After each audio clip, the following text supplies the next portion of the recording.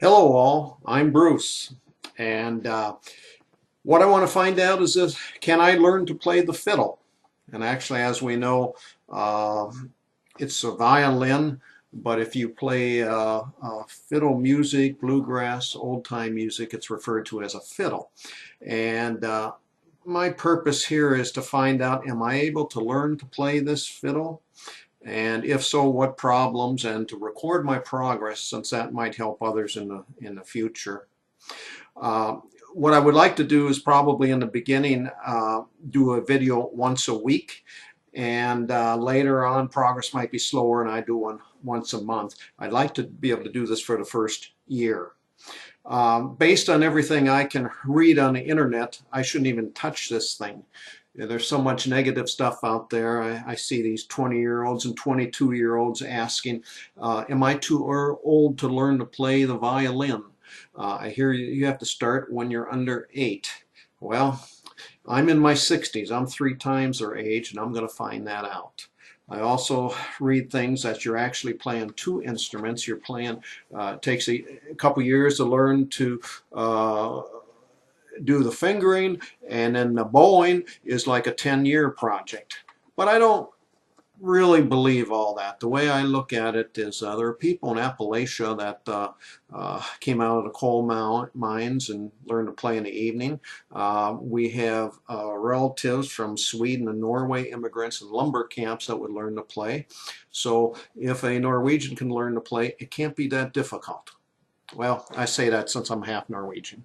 Anyway, this is an instrument that I had inherited. My father at age 94 died last year, and in the bottom of the closet under a bunch of stuff was his father's fiddle.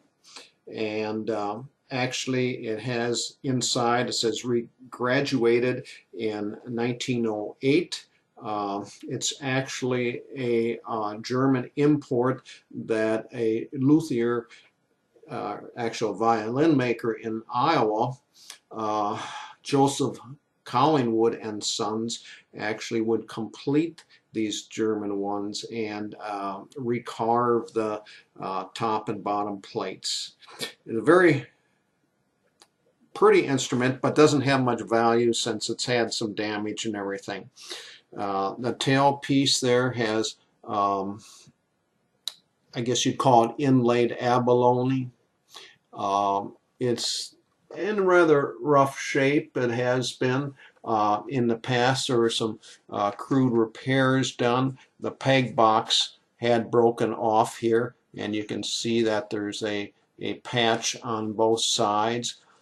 Interesting are the tuning pegs also are mechanical. They have locks here that will lock them in place.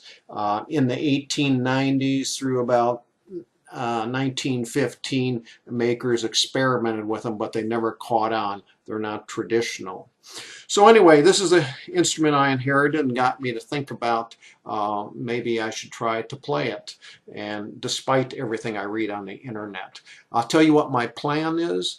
I have located an instructor that appears to be willing to work with me. It may be about a month before we can start. So in the meantime, I'm going to play around with this, look at some YouTube videos, and see where we can go from there.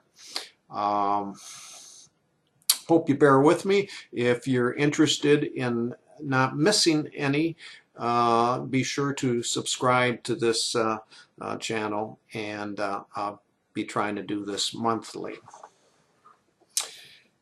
In the meantime, I only picked this up yesterday from the luthier. It had to have work done. It had a crack under the tail piece here. The bridge had to be replaced, new strings internally, the sound post, and then a new nut up here at the top. So it's doesn't have much value because of past damage and condition, but it should be very playable, assuming somebody can play it. So that's where we're at. Stay tuned, and I've had this less than 24 hours, and we'll see what happens in a week or so.